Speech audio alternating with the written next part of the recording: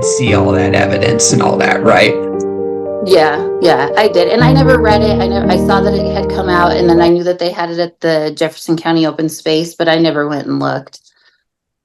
Yeah, I can't blame you. That would be terrifying to go through. And then, you know, I can't imagine though the pain of the people that were lost and their families as well. And then Dylan and Eric's parents losing their kids.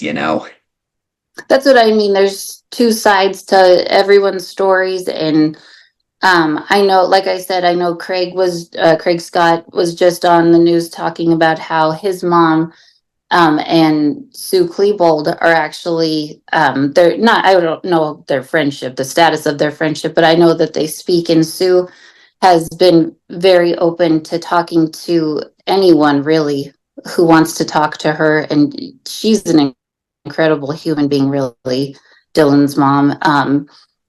But sorry, I lost my train of thought on that. But Dylan's mom, I just think that Dylan's mom, in general, she didn't know as much as she wanted to, because I think she really truly wanted to be part of Dylan's life, and she really truly thought that she was doing the best she could, just like all of us do. You can only dig so much or pull back so far. You can only do so much. But I do think that she wishes that she would have seen more of the warning signs, like would have seen these journal entries, or because I really do think that she would have, recognized something then.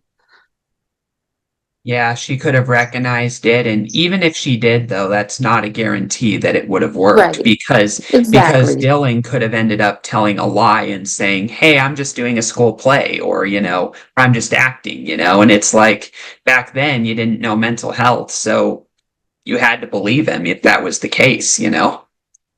Exactly. And that's kind of why I don't put judgment on, policy and procedures of what the police and SWAT team did and the teachers and all that, because really I don't know what it could have been.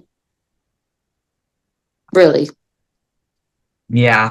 What are your thoughts about this based on what I've researched? And do you think the reason why they committed suicide was because they let loose during like the first like hour of the massacre, and then when they realized that it didn't result in anything that made them feel good, they knew that their lives were over either way, and so they decided that since they hated the world, they would take their own life? Do you think that could have been part of it? That's a really good take on it. I've never honestly never thought of that. Um, hmm, that could have been. I don't know. I kind of wonder, I think the plan was always to die doing that. But hmm, I don't know. I think they had a plan to commit suicide at the end. I really do.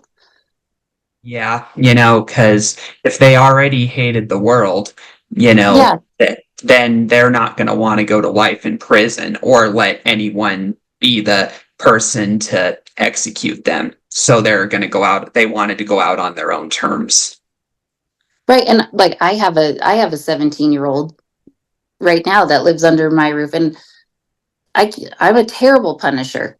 So, and I'm just like, not probably like every other parent. You don't want to push too hard and you don't want to pull back too far, but you never know. You really never know. So, and there's no book that tells you this is exactly how you should parent a 17-year-old, with mental health issues, or a 17-year-old that can't drive or can drive, or, what I mean? There's no right and wrong way.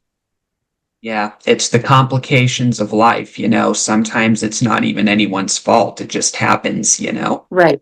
Right. And understanding that at 17 is so hard. So hard. Yeah, because when you're at that age, you're like, how did this happen? Yeah, You're wondering if I had a great childhood, then what was all this about? exactly. And I think for the most part, a lot of that school had that kind of upbringing as well.